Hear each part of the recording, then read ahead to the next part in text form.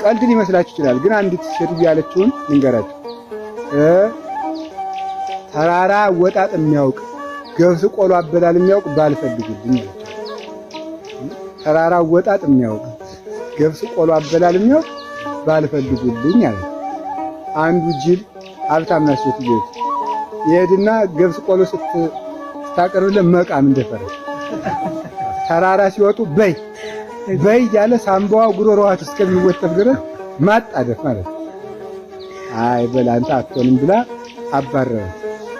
አንዱ ሲመጣን ያውቃል ብሎ መጥቶ ቆሎ ሲቀርብለት በሁለት ጣቱ ቀጭ አርጎ ተዋል። ተራራ ሲወጡ ደግሞ ያማዶ የነገሌ ያገር ነበረ፣ አሁን እነቶ ገሌ ተረክበው እያረሱ ነው ይገርምሻል እያለ ሳታውቀው ተራራውን አወጣት ነው። ባል ይሄ ነው አለች። ተረጋግቶ ነው ተረጋግቶ ስላወጣት ይሄ ነው ባላለች ማለት ነው። የሰከነ ሰው ሐሰበው ይደርሳል። የቸኮለ ሰው ግን ሁሉንም ተጣድፎ በበሽታ ይታነቅና ያለ ጊዜ መውደቅ ይመጣል።